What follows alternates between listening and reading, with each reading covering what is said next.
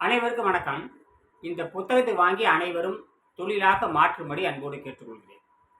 இந்த புத்தகமானது 38 மாவட்டத்திலும் எப்பொழுது பரவி இருக்கிறதோ அப்பொழுது இது முன்னேறி இருக்கிறது என்று பொருள். நான் 25 ஆண்டுகளாக பிறகு சொல்லி தந்துட்டு இருக்கேன். இன்னும் ஒருவர் கூட தனித்து இந்த புத்தகத்தை காட்டி பொருளற்றதாக தெரியல. இப்படி அனைவருக்கும் நான் சொல்லித்தரேன். இப்போ நான் ஒரு கட்டணம் வைத்துக்கொண்டு சொல்லித்தரேன். நீங்கள் என்ன கட்டணம் விரும்புகிறீர்களோ அந்த கட்டணத்தை நீங்கள் நீங்கள் வைத்துக்கொண்டு பிறகு சொல்லித்தரலாம். இது பொதுநிலை. எங்கிட்ட வருகின்ற பொழுது என்னுடைய அனுபவத்தை சொல்லிக் கொடுத்து நான் பொருளீட்டுவேன். உங்ககிட்ட வருகின்ற பொழுது உங்களுடைய அனுபவத்தை சொல்லி இப்போ நீங்கள் பொருளீட்ட வேண்டும். இதுதான் அந்தந்த நாட்டுக்கான விதிமுறை. மருத்துவம் நீங்கள் எப்படி சொல்லித்தர்றீங்க, எப்படி நீங்கள் நோய் நீக்கினீங்க. பெரும்பாலும் எங்கிட்ட வர்றவங்களாம் நோயாளிக்கு தான் வர்றாங்க, புரியுதுங்களா? அப்போ எப்படி நோயை தீர்த்துக்கிறீங்க நீங்கள்? அதே அப்படியே நீங்கள் என்ன பண்ணுறீங்க, அனைத்து நோய்களுக்கும் நீங்கள் இதை அப்படியே பொருத்திக்கலாம். எல்லா நோயும் ஒன்று தான், பயிற்சியும் ஒன்று தான். சிகிச்சை அத்வைதா, ரோக அத்வைதா. அப்படியா? சரி, இது நீங்கள் நுழைவு கட்டணமாக ஒரு கட்டணம் வச்சுருக்கேன். அந்த கட்டணை செலுத்தி விட்டு நீங்கள் நோயாளியாக இருக்குமானால் என்னிடம் வருகின்ற பொழுது நீங்கள் அந்த நோய்க்கு என்ன செலவாகும்னு கணக்கு போட்டிருப்பீங்களா, அதை நீங்கள் நன்கொடையாக தரலாம். அல்லது நான் இந்த கட்டண முறையாக எனக்கு எந்த நோயும் இல்லை, நான் கற்றுக்கொள்ளுகிறேன் என்று சொன்னால் அதுக்கான கட்டணம் வச்சிருக்கிறேன். அந்த கட்டணத்தை கற்றுக்கொண்டு நீங்கள் செய்துக்கலாம். அதனால் நமக்கு பழையன கழிதலும் புதியன புகுதலும் வலுவலுக்கான வகையினான என்று நன்னூல் சூத்திரம் பவனந்தி முனிவர் சொல்லுகிறார். பழைய நாள் கழிச்சிருவோம். ஆக நான் இன்னைக்கு என்ன தெரியுமா தலைப்பை பேச போறோம். இன்னைக்கு எங்க பார்த்தாலும் இந்த மாரடைப்புங்கிற நோய் வந்துகிட்டே இருக்கு. என்ன நோய் வருது? மாரடைப்பு நோய். மாரடைப்புக்கு என்ன காரணம்? கொழுப்பு தான் காரணம். கொழுப்புக்கு என்ன காரணம்? மாவு தான். இன்னைக்கு மாவை தின்னா நோவுன்னு அனைவருக்கும் தெரிந்தாலும் கூட, ஆனால் இந்த பசி தாகத்தை கட்டுப்படுத்த தெரியும். இயற்கை நோயை உண்டாக்குகிறது, அதே இயற்கை நோயை குணமாக்குகிறது. சரி, நோயை குணமாக்குற தன்மை எங்கிருந்து வருதுன்னு கேட்டீங்கன்னா, உடலே நோயை குணமாக்குற தன்மை அது பெற்று விடுகிறது. அதான் விஷயமே. இதுக்கு எனர்ஜி எங்கிருந்து வருதுன்னு கேள்வி. Where is the body, where this body getting energy from where அப்படின்னு சொல்லலாம். இந்த உடம்பானது, this body getting the energy from where? The body getting the energy from where? அப்ப எங்கே இருந்து இந்த உடலானது ஆற்றலை பெற்றுக்கொள்கிறது சொன்னால், இந்த உடலானது இன் திஸ் பாடி, இந்த உடலுக்குள் எங்கே தூய்மையாக இருக்கிறதோ, எப்பொழுது தூய்மையாக வைக்கப்படுகிறது, அதாவது நாக்கில் இருந்து பெருங்குடல் இறுதி வரையாக தூய்மையாக வைக்கப்பட்டால் உங்களோட அனைத்து நோய்கள் நீங்கிவிடும். இன்று நான் என்ன சொல்ல மாரடைப்பை பற்றி பேச போறேன். இன்னைக்கு மாரடைப்பு, இரத்த குழாய் அடைப்பு, 3 வகையான அடைப்புகள் இருக்குது. சுவாச குழாய் அடைப்பு, இரத்த குழாய் அடைப்பு, உணவு குழாய் அடைப்பு. உணவு குழாயை பார்த்தீங்கன்னா 33 அடி இருக்கு. இரத்த குழாயை பார்த்தீங்கன்னா, இரத்த குழாய் உடல் எங்கும் போடுகின்ற இரத்த குழாயை பார்த்தீங்கன்னா அது இருக்கும் 1,00,000 கிலோமீட்டர் இருக்கும். இந்த உணவு மூச்சு குழாய், நுரையீரல் இருக்கு பற்றிய, நுரையிலிருந்து ரத்தத்துக்கு போகின்ற குழாய்கள், நுரையிலிருந்து இதயத்துக்கு போகக்கூடிய குழாய்கள், இதயத்திலிருந்து நுரையீரலுக்கு வரக்கூடிய குழாய்கள். இப்படி வச்சுக்கலாமா? சரி, இப்படி வச்சுக்கலாம். அப்ப 3 வகையான குழாய்கள் இருக்கிற அடைப்பு நீக்கப்பட வேண்டும். அப்ப இந்த இந்த நான் சொல்லி இப்ப மாரடைப்பை பத்தி பேசுறேன். மாரடைப்பு காரணம் கொழுப்பு தான். சரியா? அப்ப உள் சுத்தம் செய்யப்பட்ட உடம்பானது தனக்கு தேவையான சக்தியை அது விண்வெளியிலிருந்து எடுத்துக்கொள்கிறது. அது நடமாடுகின்ற செடியை போல வாழ வல்லது. இந்த அறிவியலை நான் இழந்துட்டோம். நல்ல வேலை வெங்கடேசனுக்கு விஞ்ஞானி இதை கண்டுபிடிச்சிட்டார். இதை கண்டுபிடிக்கல அப்படின்னா இனிமேல் நம்ம எதை பேசி தகுதி இல்லை. நம்ம நிறைய தமிழ் கலைகள் அழிந்து விட்டன. ஆய கலைகள் 64, அட்டமாசித்து அட்டாங்க யோகம். நல்ல வேலை நமக்கு இந்த நியமக்கலை மட்டும் நமக்கு இருக்குது. ஆக நியமக்கலை கற்றுக்கொண்டவர்கள் மட்டும்தான் இனி தப்பிக்க முடியும். ஆகையினால இதை தொழிலாக கொண்டுட்டு வாங்க. உங்களுக்கு என்ன கட்டணம் வேணுமோ அதை வைத்துக் கொள்ளுங்கள். நல்லா பேச கற்றுக்கொள்ளுங்கள். தமிழ் பேச தெரிஞ்சவங்க தான் நீங்க. தமிழ் தாய்மொழி பேசக்கூடியவங்களுக்கு எளிமையாக வரும். பேசி பேசி பழகுங்க. ஆங்கிலத்தை பேசி, ஒரு சினிமா நடிகர் ஆங்கிலம் பேசலாம், ஒரு அரசியல்வாதி ஆங்கிலம் பேசுறான்னு அவங்க ஆங்கிலமே கற்றுக்கிட்டா வர்றாங்க? இல்லை, பேசி பேசி பழகிறதான். ஆக இந்த நூலை வாங்கி படித்து பேசி பழகுங்க. சரி, இப்போ நாம் ஒரு தொடங்கிய பிரச்சனைக்கு வருவோம். இந்த நோயை எப்படி குணமாக்குது? நான் 3000 காணொளி பண்ணியிருக்கேன் இந்த ரெண்டு ரெண்டு வருஷத்துக்குள்ள. அதுக்கு முன்னாண்ட ஒரு 4000 காணொளி பண்ணியிருக்கேன். அதெல்லாம் இப்போ இல்லை. இந்த யூடியூப் என்னுடைய தலைப்பு மாற்றிக்கிட்டேன். ஏதோ ஒரு காரணத்தினால அந்த 4000 காணொளி போயிடுது. அதுலேயே 4000 காணொளி இருக்குது. இப்போ அதெல்லாம் கூட பழசு. இப்போ வந்து புதுசு புதுசாக கற்றுக்கிறவங்க நிறைய இருக்காங்க. நம்ம புது காணொலிகள் தான் தேவை. பழைய காணொலிகள் தத்துவங்கள் நிறைய பேசியிருப்பேன். நீங்கள் அதை பார்க்கலாம். என்னுடைய பிளேலிஸ்ட்டில் போய் பார்த்தீங்கன்னா நிறைய காணொலி இருக்குது. ஆக இந்த மாரடைப்பை எப்படி குணமாக்குது, அதுக்கு நான் 3 வகை அடைப்பை சொல்லிட்டேன். இதுக்கு வந்து நைட்ரிக் ஆக்சைடு என்கின்ற தத்துவம் உள்ளே இருக்க வேண்டும். Nitrogen plus oxygen. இப்போ நைட்ரஜன் எங்கே இருக்கிறது? காற்றுல தான் இருக்குது. காற்றுல வந்து 78% நைட்ரஜனும் ஒரு 21% ஆக்சிஜனும் இருக்குது. ஆக இது தாவரத்தை போல வாழ வல்லது. அப்படிதான் அந்த ஹீரரத்ன மனைக்கு சொல்றார். இந்த உடம்பானது இந்த சன் கேசிங் மேன், கேசிங்னா உற்று பார்த்தல், சன் கேசிங்னா சூரியனை உற்று பார்க்கின்ற தன்மை. அது நீங்க 5 நிமிஷம் நீங்க பார்த்துட்டே இருந்தீங்கன்னா அந்த ஹைப்போதாலமஸ்ங்கிற அந்த தூண்டப்பட்டு உடம்பு பூரா எனர்ஜியா பரவி இருந்தது நிரூபிச்சாரு. யாரே ஹீரரத்ன மனைக் என்கின்ற ஒரு மெக்கானிக்கல் இன்ஜினியர். என்னுடைய ஆசிரியர் வெங்கடேசன் பார்த்தீங்கன்னா அது சிவில் இன்ஜினியர். இவர் காஸ்மிக்ல இருந்து எனர்ஜி எடுத்துக்கணும்னு சொல்றாரு, அண்டத்திலிருந்து எனர்ஜி எடுத்துக்கணும்னு சொல்கிறாரு. எல்லாம் ஒண்ணுதான். சூரியன்ல இருந்து அது காந்த கதிர்வீச்சு, சூரியன்ல இருந்து 7 வகையான காந்த கதிர்வீச்சு வருகிறது. எல்லா 7 வகையான காந்தம் உங்களுக்கு தெரியும். Alpha, beta, gamma, X ray, radio இப்படிலாம் சொல்லக்கூடிய 7 வகையான பிரிவுகள். அதில் முக்கியமானது ஃப்ரீக்வன்சி.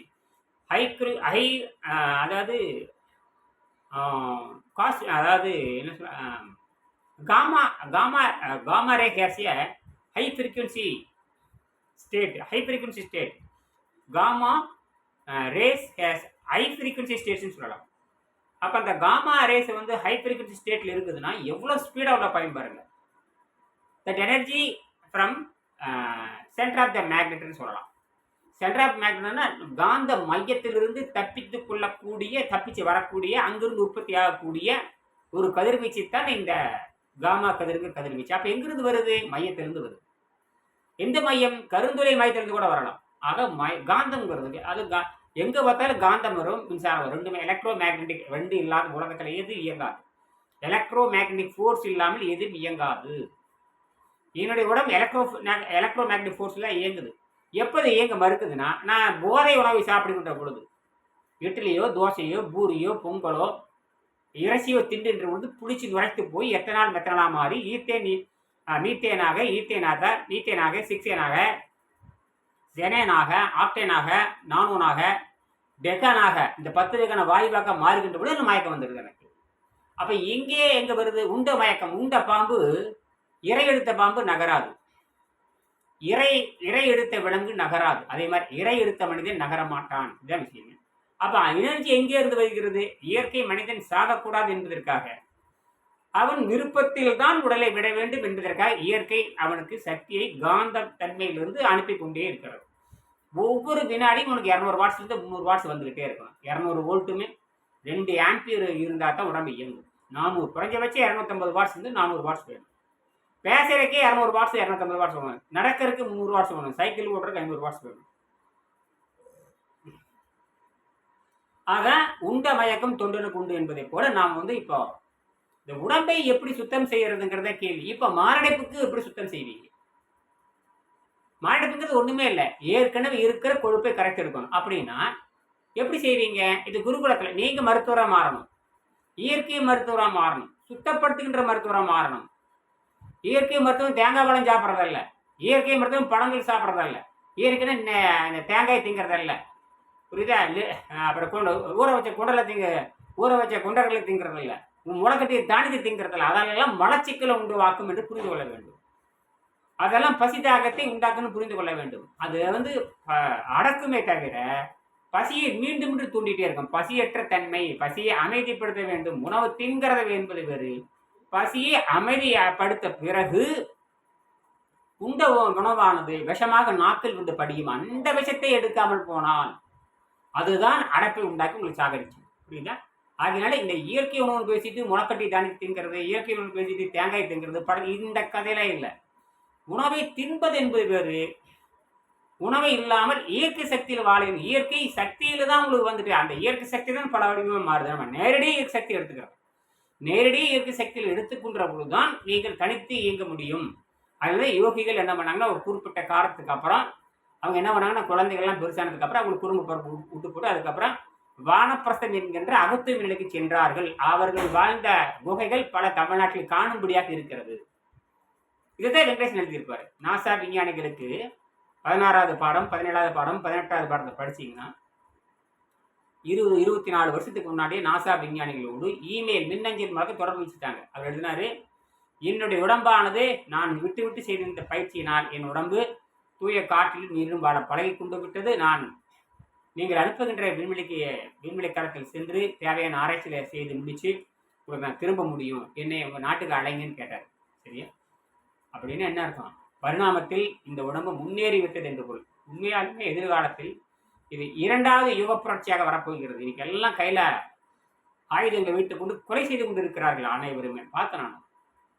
இது எங்கேயும் முடிய போற, ரஷ்யாவும் உக்ரைனும் முடிய போறதில்லை, இஸ்ரேலும் பாலஸ்தீனும் முடிய போறதில்லை. அது தீவிரமடைஞ்சிருக்காரு. எப்படின்னா ஒவ்வொருவரும் இந்த உடம்பை பற்றி உயிரை பற்றி கணிக்காத காரணத்தினால் பிசாசு சக்தி உள்ளே புகுந்து மனிதனை சாகடித்துக் கொண்டிருக்கிறது. ஆகியனால் அறிவியல் தவறான வழியில் போகாமல் நாம் உடனடியாக நல்லபடிக்கு செல்ல வேண்டும். ஆகையினால அருள் கூர்ந்து இந்த உடம்பை எப்படி சுத்தரன்னு சொல்லித்தர போறேன். நீருணவு முறை 6வது பாடத்துல விண்வெளி வாழ்க்கை. நீருணவு முறை பூகம்ப மாறுதல்கள் தொடர்ந்து நடந்து வரும் இந்த பூமியிலிருந்து பூகம்ப மாறுதல்கள் நடந்து அநேகமாக முடிந்துவிட்ட செவ்வாய் கிரகம் போன்ற ஒரு கோள்களுக்கு மனித சமுதாயத்தை விண்வெளி வாழ்க்கையில் பழக்குவதன் மூலம் அழைத்து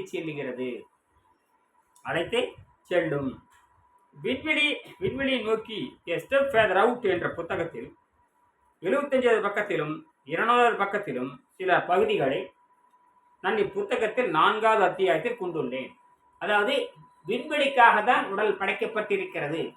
தான் அழிந்தாலும் தன் குழந்தை அழியக்கூடாது. நாளைக்கு பூமியில பிரச்சனை வந்துட்டா விண்வெளிக்கும் செல்ல வேண்டும் என்கிற நிலை வந்தாச்சு. இப்போ பாரதி சொல்றாரு, 1926 பாரதியார் மிகப்பெரிய கவிஞர், அவர் சொல்றாரு, துப்புரவு கலையை கண்டு தெளிவோம், சந்திர மண்டலத்தை ஆய்வு செய்வோம்னு சொல்றார். சந்திர மண்டலத்தை கண்டு தெளிவோம், துப்புரவு கலையை கண்டு தெளிவோம்னு சொன்னார். இதை கூட பிரதமர் அவர்கள் கூட பாரதியார் சொன்னதே அந்த துப்புரவு கலை, ஸ்வச் பாரத்ன்னு என்ன சொல்றாங்க இல்லையா, துப்புரவு கலையை நம் செய்து காட்டினாங்க. அதெல்லாம் அவங்க சொல்லக்கூடிய, அப்ப ஏற்கனவே பாரதியார் அவர்கள் நம்ம சந்திர மண்டலத்தை ஆய்வு செய்ய வேண்டும்னு சொல்றார். அதே காலகட்டத்தில் வாழ்ந்த பெரியாரும் பெண்கள் புது புது வாகனங்களை ஓட்டி கற்றுக்கொள்ள வேணுங்கிறார். வண்டி ஓட்ட கற்றுக்கணும், கார் ஓட்ட கற்றுக்கணும், விமானம் ஓட்ட கற்றுக்கணும், எதிர்காலத்துல சந்திர மண்டலத்திற்கும் போக தயாராக இருக்கணும்னு சொல்றார். ஆண்களும் பெண்களும் இல்லாமல் குழந்தையை பெற்றுக்கொள்ள காலம் வரும் அப்படின்லாம் சொல்றார். புது புது கலைகள் வரும் அப்படின்லாம் சொல்றார். இதெல்லாம் மிகப்பெரிய ஒரு முற்போக்கு சிந்தனை தான். ஒரு தத்துவ ஞானிகள் தான் இப்படி சொல்ல முடியும். அது ஒரு பக்கம் இருக்கட்டும். அப்ப முன்னோர்கள் சிந்தித்திருக்கிறார்கள். முன்னோர்கள் இப்ப நம்ம ஆரோக்கியத்துல பின்னோக்கி சென்று இருக்கிறோம், நாகரிகத்தில் முன்னேறி இருக்கிறோம். நமக்கு இல்லாத வசதியே கிடையாது. ஒரு சாதாரண மனிதன் கூட வண்டி வாகனம் வச்சிருக்கிறான். சாதாரண மனிதன் கூட ஒரு 15,000 போட்டு ஒரு கைப்பூசி வாங்கி வச்சிருக்கான். அதில் இன்டர்நெட் இருக்குது, யூடியூப் இருக்குது, வாட்ஸ்அப் இருக்குது, டெலகிராம் இருக்குது, நேரடியாக ஃபோனில் பேசிக்கலாம், கூகுள் மீட்டிங்கில் பேசலாம், ஜூம் மீட்டிங்கில் பேசலாம், என்ன நினைச்சாலும் பேசலாம், அறிவை வளர்த்துக்கொள்ளலாம். இப்போ செயற்கை நுண்ணறிவு வந்துருச்சு. என்ன கேள்வி கேட்டாலும் அது பதில் சொல்லுது, தமிழ்லையும் பதில் சொல்லுது. இப்போ அது சாட் ஜிபிடின்னு ஒன்று இருக்குது பார்த்தீங்கன்னா, ஆர்டிஃபிஷியல் இன்டெலிஜென்ஸ் சொல்லுவாங்க. அதில் நீங்கள் என்ன கேள்வி கேட்டாலும் உங்கள் மொழியில் சொல்லிக் கொடுக்குது. ஐயா கவிதை வேணுமா சொல்லிக் கொடுக்குது. ஒரு 10-15 சொற்களை நீங்கள் போட்டுவிட்டு இந்த 10-15 சொற்களை போட்டு எனக்கு ஒரு கவிதை எழுதி கூட அதை எழுதி கொடுத்துருது உங்கள் மொழியில். என்ன மொழியில் கேட்குறீங்க அதான் முக்கியம். தமிழ் மொழியில் வேணுமா தமிழ் மொழியில் கொடுத்துருது. ஆக ஆனால் எதை வேணாலும் கொடுக்கணும், ஆரோக்கியத்தை கொடுக்குமா தெரியவே தெரியாது இல்லையா. ஆரோக்கியம் என்பது ஒரு தனி மனிதன் எடுக்கிற முடிவாகும். ஆகியனால அல்கூறு சிந்திச்சு நாம் இந்த கலையை கற்றுக்கொண்டு பிறருக்கு பயனுள்ளதாக அமைத்துக் கொள்ள வேண்டும். ஆகினால நீங்க பண்ண செலவை கஷ்டத்தை நீங்க மீண்டும் பொருளை ஈட்டிக் கொள்ள முடியும். ஆகியனால இந்த எப்படி சுத்தப்படுத்துன்னு சொல்லித்தாரேன். காலை முதல் மாலை வரை நீரை மருந்தாக இருந்துங்க. மாலை ஒருவேளை மட்டும் வேண்டிய அளவு வேக வைத்த கீரை அல்லது காய்கறிகளை மலச்சிக்கல் நீக்குவதற்கு உண்டு வந்தார். யாரு இப்ப நான் யாரை சொன்னேன் கேட்டீங்கன்னா, இந்த சதையடைப்பு, குடல் அடைப்பு, இரத்த குழாய் அடைப்பு, எங்கெங்க இரத்த குழாய் அடைச்சிருக்குன்னு பாருங்க, கொழுப்பு அதிகமாக இருக்குதுன்னு பாருங்க, மாரடைப்புன்னு வச்சுக்கலாமா. ஆக கொழுத்த மக்கள், மாரடைப்புள்ள மக்கள், கொழுப்பு இருக்குன்னு நினைக்கிறவங்க, அப்புறம் வந்து இந்த இடத்துல அந்த கருவி வைக்கணும், இந்த இடத்துல இந்த கருவி வைக்கணும், இந்த அடப்பு இருக்குது, இத்தனை அடப்பு இருக்குது, இதெல்லாம் நீங்க நினைக்கிறாங்களே அவங்களுக்கு தான். இது அவங்களுக்கான சிறப்பு காலம்னு வச்சுக்கலாம். அவர்கள் என்ன செய்யணும்னு கேட்டீங்கன்னா, அப்ப எனர்ஜி எங்கிருந்து வருது? எனர்ஜி வந்து நைட்ரஜன் புரோட்டீனா மாத்துறது தான் 6ஆம் அறிவு, 7ஆம் அறிவுன்னு பேரு. 7ஆம் அறிவுன்னு சொன்னால் ஒரு அறிவுங்கிறது தாவரங்கள் உயிர் செல்லுன்னு தான் ஒரு அறிவு. தாவரமும் உயிர் செல்லுன்னு சொல்லுவாங்க. இல்லையா? பாட்டனி செல்லுன்னு சொல்லுவாங்க, பயோ செல்லுன்னு சொல்லுவாங்க. அதாவது சிங்கிள் செல் பாக்டீரியா. ஆக ஒற்றை தாவர உயிரினங்களும் ஒற்றை தாவரமும் உயிரினங்கள் தான் அடிப்படை செல். அதுக்கு தொடு உணர்ச்சி மட்டும் இருந்தது. அந்த ஒற்றை செல் தாவரமான அந்த உயிர்கள் தான் புழுவாக மாறி 2வது அறிவை பெற்றது, நடக்கிற அறிவை பெற்றது. 3வதாக பூச்சியாக மாறுகின்ற பொழுது காணுகின்ற அறிவை பெற்றது. 4வதாக ஊர்வனவாக மாறுகின்ற பொழுது நுகருகின்ற 4வது அறிவை பெற்றது. அந்த ஊர்வனவு வந்து விலங்காக மாறுகின்ற பொழுது வாய்ருசி என்கிற 5வது அறிவை பெற்றது. பாலூட்டு இனங்கள், பறவைகள், விலங்குகள் பாலூட்டு இனங்களை மாறுது. அந்த விலங்கு மனிதனாக மாறுகின்ற பொழுது தொடு உணர்ச்சி, நகருகின்ற உணர்ச்சி, காணுகின்ற உணர்ச்சி, முகர்கின்ற உணர்ச்சி, வாய் ருசி, பகுத்து பார்த்தல். வாய் ருசி இல்லாமல் நம்ம சாப்பிட முடியுமா? அப்ப வாய் ருசியின் காரணமாக தான் நீங்க சாப்பிட்டுருக்கிறீங்கன்னு புரிஞ்சுக்கணும். வாய் ருசியின் காரணமாக கண்டதை தின்னு குடலடப்பு வந்துருச்சு.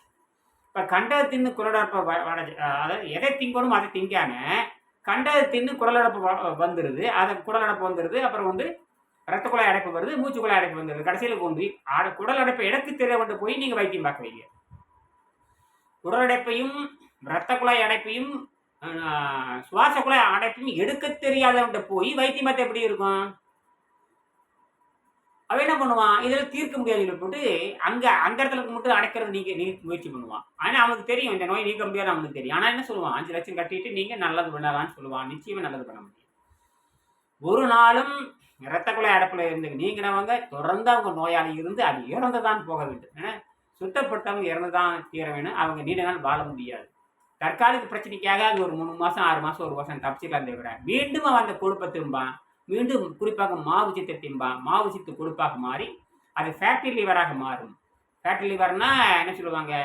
கல்லீரல் மேல கொழுப்பாக மடிச்சிருக்கும், கணையத்தில் படியும், கல்லீரலில் படியும், நுரையீரலில் படியும், சிறுநீரகத்தில் படிஞ்சு பல்வேறு தடைகள் ஏற்படும். அது மட்டும் இல்லை, ஜீரண மண்டலமே பாதிச்சிடும்.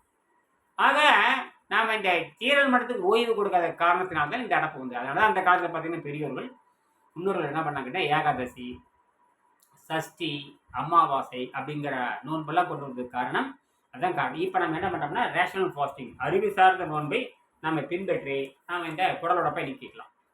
அறிவு சார்ந்த நோன்பை நம்ம பின்பற்றி குடலடப்பை நீக்கிக் கொள்ளலாமா? சரி, இது ரொம்ப எளிமைங்க. உலகத்தில் பார்த்தீங்கன்னா 2 உணவு தாங்க இருக்குங்க. இன்னும் சைவ உணவுங்க, இன்னும் அசைவ உணவுங்க. சைவ உணவையும் சுத்தப்படுத்தணுங்க, அசைவ உணவையும் சுத்தப்படுத்தணுங்க. நீங்கள் சுத்தப்படுத்துறதுக்கு அப்புறம் நீங்கள் சைவ உணவு தின்னு பார்க்கலாம், சுத்தப்படுத்துறதுக்கு அப்புறம் அசைவ உணவு தின்னு பார்க்கலாம். சுத்தப்படுத்துகின்றவங்க யாரும் சாக மாட்டாங்க. என்ன? உடலில் வந்து தேவையற்ற கொழுப்பு நீங்கிருங்க. உடல் நடுநிலை பெற்ற இளைத்தவராக மாறுங்க.